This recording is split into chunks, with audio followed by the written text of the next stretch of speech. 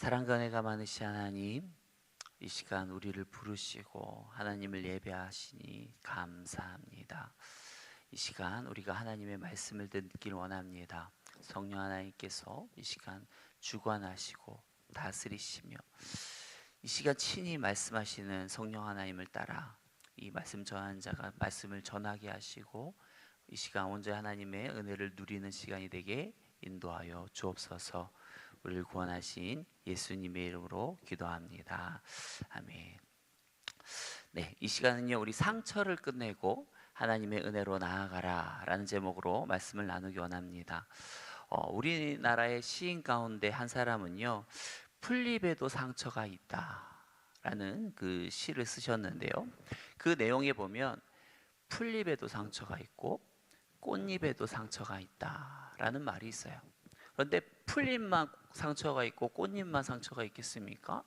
우리 사람에게도 상처가 다 있죠. 어떤 사람들은요, 이 세상에서 살면서 받는 상처 때문에 자신이 그 싫어했던 상처를 다른 사람에게 주며 또 다른 사람을 아프게 하며 살아간 사람이 있어요. 결국 그 자신이 받은 상처로 인해서 자신과 만나는 모든 사람들을 힘들게 하는 사람도 있습니다. 그래서 그런 사람에게 왜 당신은 다른 사람에게 이렇게 상처를 줍니까? 라고 말하면 나도 피해자라고, 나는 잘못이 없다라고 말하는 사람이 있는데요, 그런데 우리가 이 시간 같이 한번 생각해 봤으면 좋겠는 것은 무엇인가 하면, 아무리 이 세상에 상처를 많이 받은 사람이라고 한들 오늘 본문에 나오는 요셉만큼 상처가 많은 사람이 있을까요? 여러분, 요셉이 기억하는 가족의 마지막 모습은 어땠을까요? 안타깝게도 그 광야 웅덩이에서 들었던 형들의 그 목소리가 아니었습니까? 야, 우리 그냥 오늘 요셉 죽이자. 아니야, 그냥 죽이지 말자. 죽여서 무슨 소용이 있겠어. 우리의 손에 피 묻히지 말고 그냥 우리 이집트의 노예로 요셉 팔아버리자. 야, 그게 우리에게 이득이지 않겠어? 뭐 이런 것들이 요셉이 어떤 가지고 있는 가족에 대한 기억 아니겠어요? 또 혹은 뭐 웅덩이에서 끌려 나와서 형들이 미디안 상인들에게 돈을 주면서 주고받으면서 이 요셉의 몸값을 흥정하던 모습이 또 가족에 대한 마지막 기억 아니었을까요? 또 요셉이 노예상에게 끌려가면서 형들의 이름을 하나씩 목 놓아 부르면서 루벤 형, 시몬 형, 레위 형, 유다 형, 나 좀 살려줘. 이건 아니잖아 라고 했을 때 그것들을 못 들은 척 하면서 냉정하게 등 돌리고 지나가면서 히히덕덕 막 거리면서 좋아하는 형들의 모습이 아마 그가 기억하는 마지막 가족들의 모습이 아니었을까요? 그러한 요셉이요, 이집트의 노예로 끌려와서 가족들을 떠올릴 때마다 떠오르는 이러한 기억들은요, 요셉을 얼마나 더욱더 비참하게 만들고 괴롭게 만들고 그의 상처난 마음을 더욱더 산산조각 내었을까요? 또한 요셉이 보디발의 아내의 모함으로 감옥에 들어갔을 때 요셉도 죄인이다 보니까 어떤 생각들이 올라왔을까요? 남 탓하는 마음들이 올라왔지 않았겠습니까? 진짜 그때 형들이 나를 팔지 않았으면 내게 이런 고난도 없었을 텐데 하면서 형들을 원망하면서 정말 형들 다음에 뭐 이런 기회가 있으면 나도 가만히 있지 않을 거야 하는 이런 마음들이 있지 않았습니까? 여러분, 오늘 본문에 보면요, 요셉이요, 그렇게 상처를 받았던 형들에게 정말 그 보기 좋게 그 상처를 갚을 수 있는 아주 절호의 찬스가 요셉에게 왔습니다. 요셉은요, 이집트의 총리이고요, 이 형들은요, 이집트 총리의 재산을 훔친 도둑으로 몰려있는 상황입니다. 이런 상황에서요, 얼마든지요, 요셉은요, 그들의 행위를 빌미 삼아서 과거의 원한을 마음껏 갚을 수 있는 그 기회가 찾아온 것입니다. 그런데 이러한 상황 가운데에서 이 믿음의 사람인 이 요셉은요, 어떻게 합니까? 이 절호의 찬스, 자신의 상처를 한 번에 싹 날려버릴 수 있을 것 같은 이러한 절호의 찬스에서 그는 어떠한 선택을 합니까? 바로 이런 원수를 갚을 수 있는 이 찬스를요, 사랑하는 기회로, 용서하는 기회로, 화해하는 기회로 그렇게 삼아요. 원수를 사랑하는 기회로 삼습니다. 여러분, 어떻게 요셉은요 그렇게 할 수 있었을까요? 그것은요, 첫 번째로 그것은 먼저 그 형들의 뉘우침이 먼저 있었기 때문에 가능했습니다. 여러분, 창세기 44장에 보면요, 유다가 베냐민의 석방을 위해 탄원하는 모습이 나옵니다. 여러분, 거기서 한번 보시겠습니까? 창세기 44장 30절, 31절. 여러분, 이 내용을 보면요, 이렇게 말합니다. 유다가 아버지 야곱의 생명과 이 베냐민의 생명이 결탁되어 있어서 만일 이 고향에 이 베냐민을 데려가지 못하게 될 경우 아버지가 죽게 될 것이라고 하면서 막 이야기합니다. 그러면서 이 베냐민의 석방을 탄원하는 유다는요, 마침내 어떠한 이야기를 하는가 하면 자신을 이 베냐민을 대신해서 종으로 삼아달라 라고 이야기를 하는데요, 우리 33절, 창세기 44장 33절 우리 같이 한번 읽어보겠습니다. 이제 주의 종으로 그 아이를 대신하여 머물러 있어 내 주의 종이 되게 하시고 그 아이는 그의 형제들과 함께 올려 보내소서. 보면서 어떻습니까? 유다는요, 자신을 희생해서라도 아버지가 사랑하는 이 베냐민을 구하고자 하는 모습을 보이고 있습니다. 여러분, 이것은요, 유다가 물론 아버지 야곱과 한 약속을 지키기 위해서 한 모습이기도 하지만 이것은 유다가 지난날에 이 요셉을 판 거에 대한 어떤 이 회개를 하는 모습이에요. 지난날을 다시 뉘우치고 있는 모습을 보입니다. 이런 모습을 여러분요, 요셉이 확인하고 나서야 그제서야 뭐 하는가 하면 45장에서는 그런 형제들에게 자신의 정체를 드러내고 있는 거예요. 그러니까 요셉이 이렇게 먼저 요셉이 형들을 용서할 수 있는 데에는 먼저 그 형들이 먼저 회개하는 모습들이 있었다라는 것입니다. 여러분, 가해자가요, 용서를 구하지도 않았는데 피해자가 가해자를 먼저 용서한다? 이런 것은요, 사실 쉽지 않죠. 그런데 만약 정말 그 쉽지 않은 것을 피해자가 가해자가 용서를 구하지도 않았는데 용서했다고 생각해 봅시다. 그런데 나중에 알고 보니까 이 가해자가요, 이 피해자가 용서를 해줬음에도 불구하고 그 용서를 소중하게 여기지 않는다면 어떻게 될까요? 이 피해자의 용서는요, 이거 헛될 수밖에 없는 거예요. 여러분, 이러한 사례는요, 우리가 밀양이라고 하는 우리 전도연 씨가 나온 그 아주 예전의 영화죠. 그 영화에서도 우리가 참조할 수 있습니다. 그 밀양의 줄거리를 제가 간단하게 설명을 하면요, 남편이 죽고요, 또 어린아이와 함께 살아가던 이 전도연 씨가 자신의 아이를 죽이는 사람을요 괴로워하다가 결국에는 그리스도의 사랑으로 그 사람을 용서합니다. 그래서 나중에 그 가해자를 찾아가서 내가 당신을 용서해 주러 왔나라고 이렇게 찾아오게 되어지는데, 근데 그렇게 찾아간 이 가해자가 어떠한 모습을 보이는가 하면요, 전혀 반성의 기미가 없어요. 미안한 마음이 없습니다. 왜냐하면 자신은 신에게 먼저 용서를 받았대요. 자신은 신에게 용서를 받았기 때문에 자신의 죄는 죄가 없다라는 거예요. 그러면서 이러한 말도 안 되는 이상한 소리를 하다 보니까 결국은 이 피해자를 2번 죽이는 행동을 하는데요, 이처럼 어떤 가해자가 피해자의 어떤 용서도 없이 먼저 이런 식으로 나오는 것은요, 너무나도 잘못된 행동인 것입니다. 여러분, 예수님도 뭐라고 말씀하시는가 하면 누가복음 17장 3절과 4절 말씀해 보시면요, 우리 같이 한번 읽어보겠습니다. 너희는 스스로 조심하라. 만일 내 형제가 죄를 범하거든 경고하고 회개하거든 용서하라. 만일 하루에 7번이라도 내게 죄를 짓고 7번 내게 돌아와 내가 회개하노라 하거든 너는 용서하라 하시더라.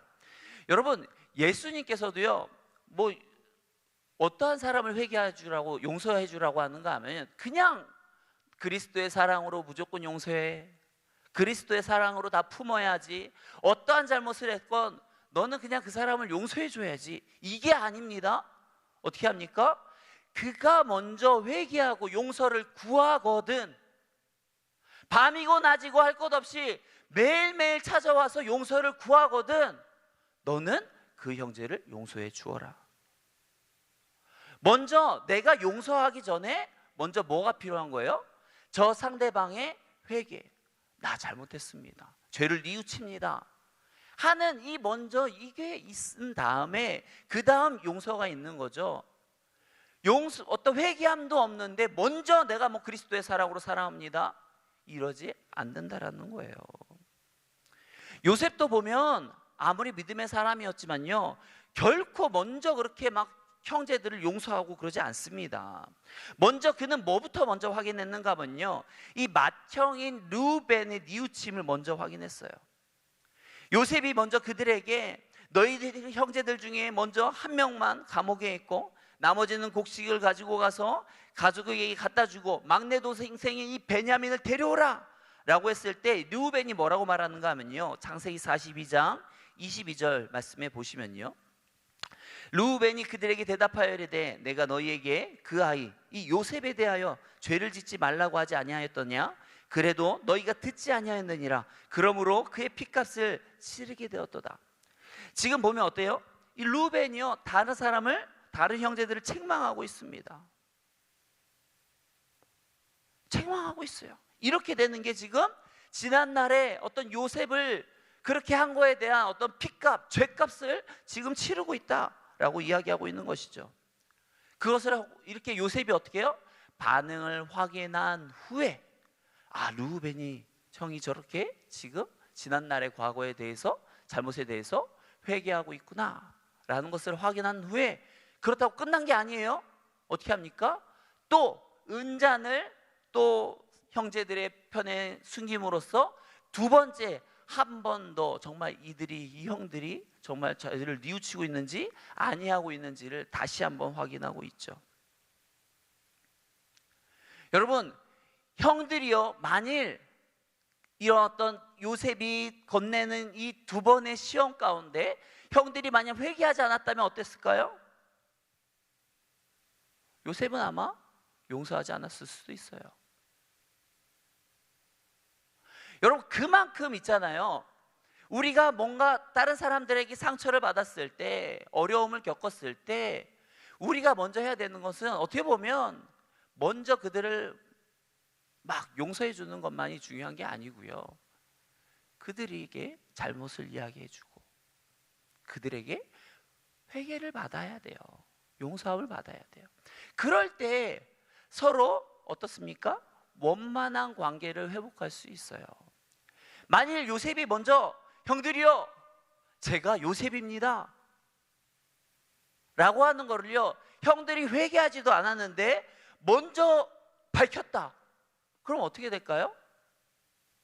요셉과 형제들이 이 원만한 관계가 될 수 없어요. 원만한 관계가 될 수 없습니다.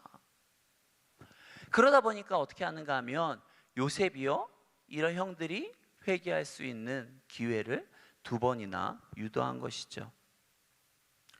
두 번째로 요셉이 형들을 용서할 수 있었던 이유는 무엇인가 하면 자신의 상처를 자신의 좁은 시야가 아니라 하나님의 관점에서 바라보았기 때문입니다.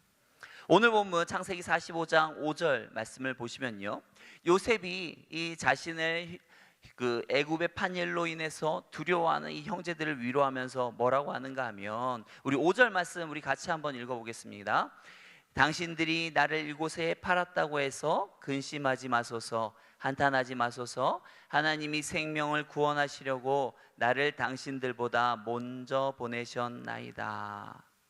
요셉이 지금 형들에게 애굽에 팔려온 것을, 그동안 팔려와서 온갖 고난과 시련당한 것을 형들 때문이야, 형들 때문에 내가 얼마나 고생했는 줄 알아? 막 이렇게 하는 게 아니에요. 뭐라고 말합니까? 자신을 야곱의 가족과 다른 여러 생명을 구원하기 위해서 나를 당신들보다 하나님께서 먼저 보내셨습니다. 먼저 나를 보내셨습니다 라고 말해요. 이게 우리 인생의 해답입니다. 하나님이 나를 먼저 이 상황 가운데 보내셨습니다 라고 하는 곳에 우리 인생의 해답이 있어요. 여러분, 왜 하나님께서 지지리도 복이 없는 이 가난한 가정에 우리를 태어나게 하셨습니까? 왜 하나님께서 왜 저렇게 소망도 없어 보이는 어떤 부모님 밑에 나를 태어나게 하셨습니까? 여러분, 그냥 이것들을 어떤 하나님 없이 이것들을 대하면요, 이 가난은 상처고 또 어떤 지질이 못난 부모님을 만난 것도 엄청난 상처죠. 왜 나는 지질이도 복도 없지? 왜 남들에 비해서, 남들은 저렇게 잘 먹고 잘 살고 남들은 저렇게 훌륭한 부모 만나가지고 떵떵거리면서 살고 있는데 왜 나는 지질이도 복도 없어가지고 이렇게 이런 집안에 태어나고 왜 부모도 저런 부모를 만났는지 몰라 하면서 막 한탄하고 살겠죠. 그런데 그런 상황 가운데 우리가 하나님이 나를 보내셨구나. 이 가난한 가정 가운데 태어난 것도 하나님께서 나를 보내신 거고, 못난 부모 밑에서 태어나게 한 것도 하나님께서 나를 보내셨구나 라고 하는 이런 깨달음이 있으면요, 우리가 그런 아픔과 상처에서 벗어날 수 있게 되어집니다.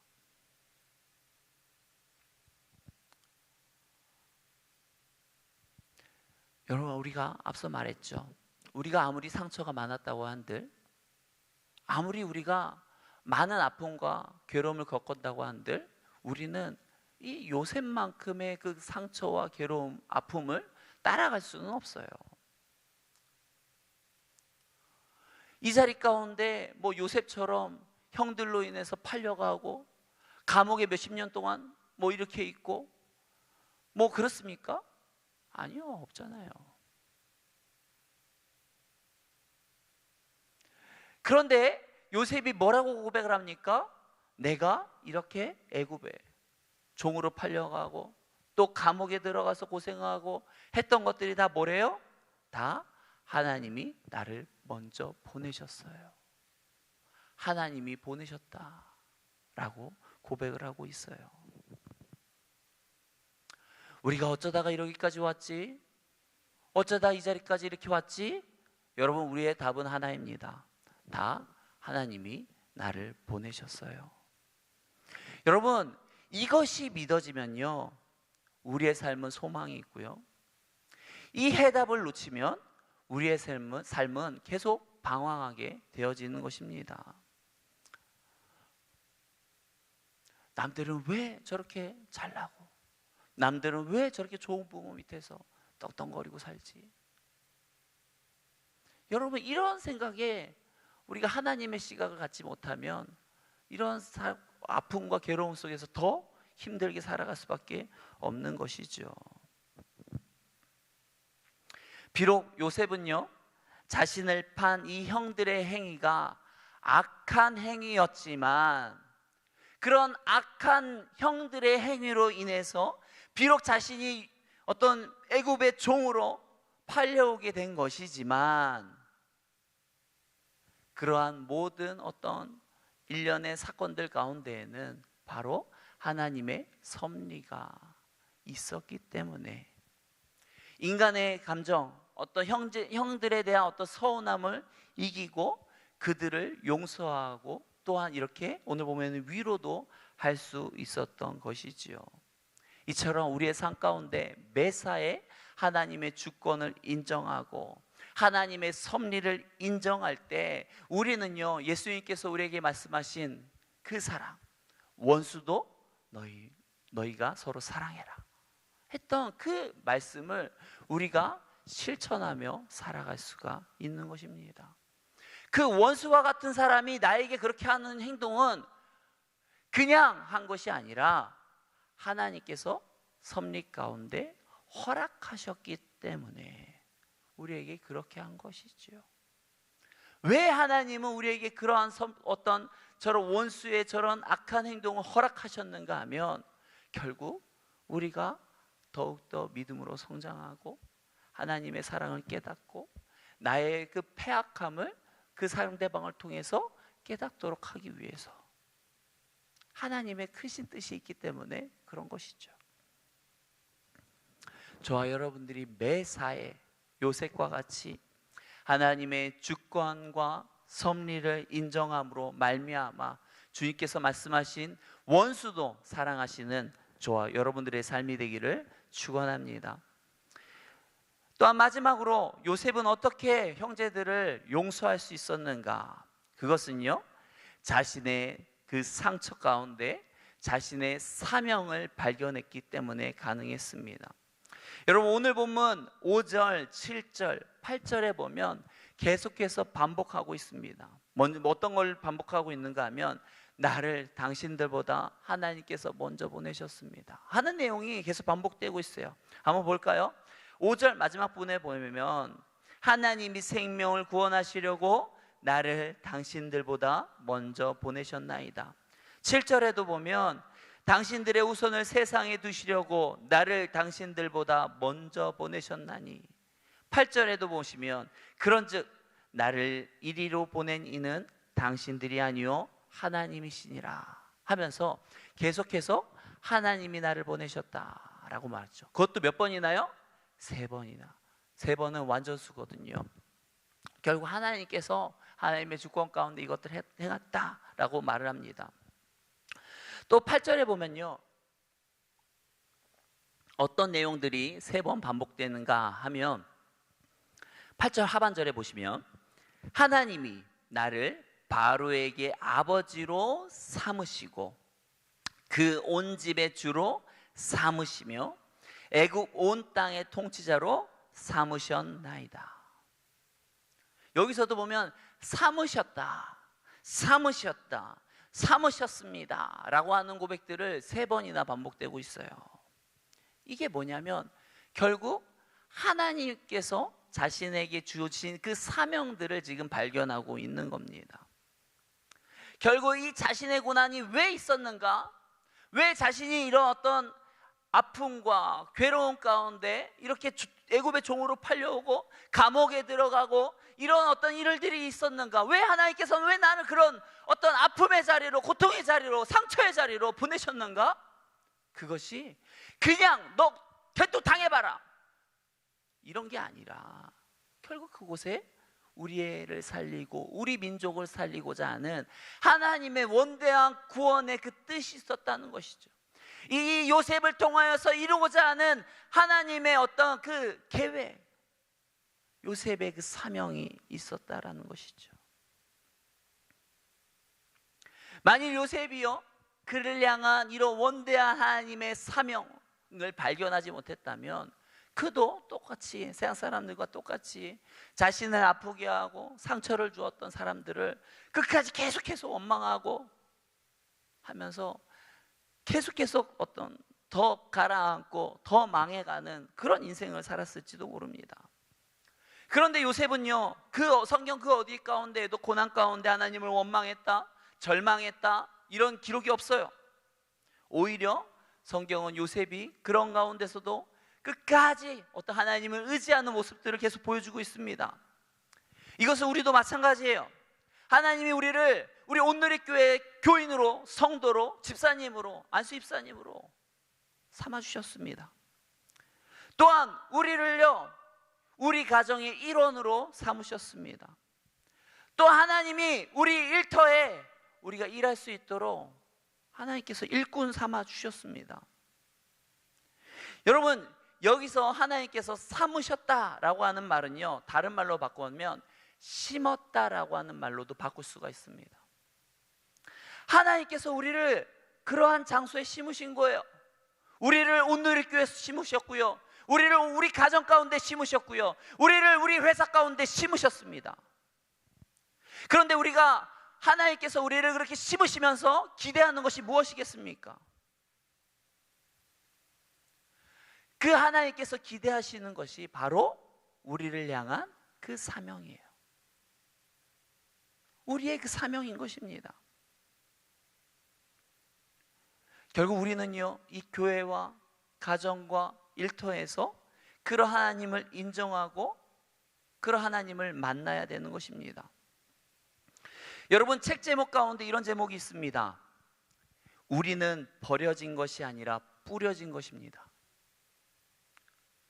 여러분 이 책 제목처럼요 우리는 버려진 것이 아니라 뿌려졌어요. 심겨졌습니다. 여러분, 씨앗에 관한 이야기죠. 씨앗의 입장에서는 버려진 것 같아요. 멀쩡한 데 있다가 갑자기 땅 속에다가 막 이게 심어버리니까 우리 그 씨앗 입장에서 버려진 것 같아요. 내동쟁이 쳐진 것 같아요. 내가 왜 이런 취급을 받고 살아야지? 내가 왜 이렇게 버림받아야 되지? 할지 모릅니다. 그런데 그게 알고 보니까 뭡니까? 버려진 것이 아니라 뿌려진 거였다. 심어진 거였다라는 거예요. 결국 내가 그 자리에 심겨졌더니 그곳에서 싹이 나고요, 가지가 나오면서 결국 아름다운 나무가 가지가 되어지는 것입니다. 그제서야 어때요? 우리는 아는 거죠. 내가 버려진 것이 아니라 뿌려진 것이었구나, 심어진 것이었구나. 여러분, 그것을 깨달을 때 우리는 진정 행복할 수 있지 않겠습니까? 그런데 이것을 깨닫기 전에는요, 우리는 늘 불행하고, 우리는 늘 낙담하고, 남과 비교하면서 아픔 가운데, 괴로움 가운데 살아갈 수밖에 없는 것이죠. 그런데 내가 만일 버려진 것이 아니라 뿌려진 것이라는 것을 깨닫게 되면 어떻겠습니까? 우리의 인생은 참으로 복이 있는 인생이 되어지는 것입니다. 여러분들 어떻게 이 자리 가운데 오게 되셨습니까? 얼마나 많은 부귀영화를 누리려고 오셨습니까? 여러분, 그게 아니죠.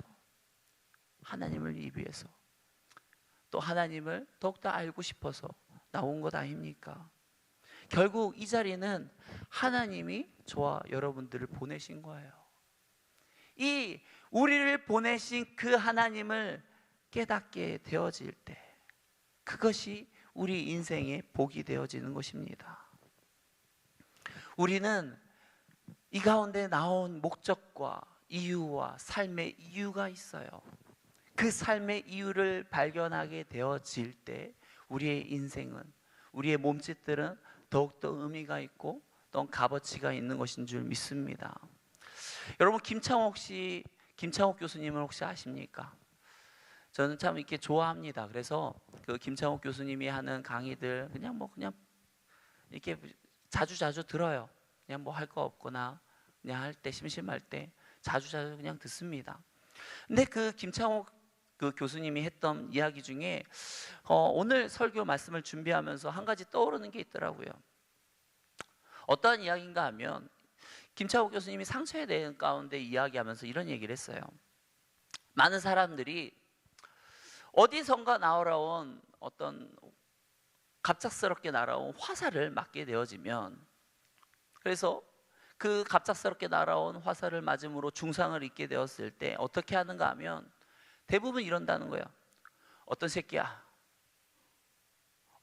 쐈어 하면서 누가 나를 쐈는지만 찾고 있는 거예요. 여러분, 화살이 날아와서 나라가 중상을 입었어요. 그러면 뭘 제일 먼저 해야 될까요? 누구를 찾기보다 누가 쐈어? 이게 아니고요. 그 싼 사람을 향해서 막 화내고 이게 아니라 먼저 뭐 해야 될까요? 이 맞은 화살을 빼고 이 화살을 치료하는 게 먼저죠. 그런데 많은 사람들이 뭐에 집중합니까? 화살을 빼고 자신의 아픈 상처를 치유하는 데 집중하기보다 누가 쐈어? 누구야? 하면서 피 철철 흘리면서 자꾸 누가 쐈는지만 찾고 다닌다라는 것이죠. 여러분, 진정한 지혜는요, 누가 화살을 쐈을 때 누가 쐈어? 이거보다 먼저 자신이 당한 상처를 뽑고 치료하는 게 먼저입니다. 자, 여러분들이 이 땅에 살아가면서 상처를 받을 일이 참으로 많아요. 아픔을 겪을 일이 참으로 많습니다. 그런데 그런 받은 상처들을요, 그냥 아무 어떤 이유 없이 내가 당했다라고 생각이 되면 이것이 너무 고통스럽죠. 그런데 이러한 상처도 하나님의 인도하심이다. 또 그 가운데 나의 어떤 사명이 있다 라는 것들을 발견하게 되어지면 어떻겠습니까? 저와 여러분들이 상처를 극복하시고, 여러분 그 어떤 사람도 상처 없는 사람은 없어요. 저와 여러분들이 받는 모든 상처들을 극복하시고 나를 보내신 하나님의 뜻을 따라 이 땅 가운데서 온전히 행하며 하나님께서 내게 주신 사명들을 온전히 이루며 살아가는 저와 여러분들이 되기를 축원합니다. 이 시간 같이 동성으로 기도하기 원합니다. 하나님, 이 땅 가운데 우리는 참으로 많은 상처, 아픔, 괴로움들을 겪으며 살아갈 수밖에 없습니다.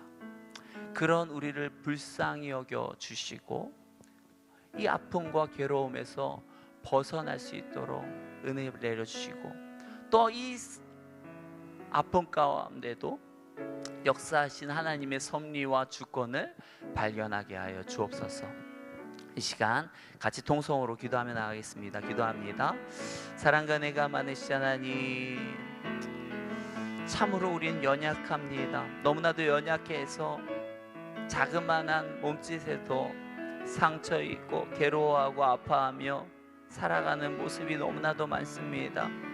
하나님, 이 아픔과 상처들을 주님의 은혜 안에서 훌훌 털어버리게 하시고 그 속에서 또 하나님의 섭리와 또 하나님께서 내게 예비하신 사명을 발견하여서 아버지 하나님, 더욱더 어떠한 상황 속에서도 기쁨으로 감사로 나아갈 수 있기 원합니다.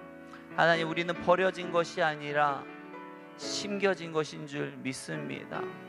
하나님, 우리가 어떠한 어려움 가운데서도 주님께서 나를 심으셨다라는 것을 아버지 하나님 기억하게 하시고 그 모든 상황 가운데에서 주님의 은혜로 넉넉히 이겨낼 수 있도록 인도하여 주옵소서. 우리를 구원하신 예수님의 이름으로 기도합니다. 아멘.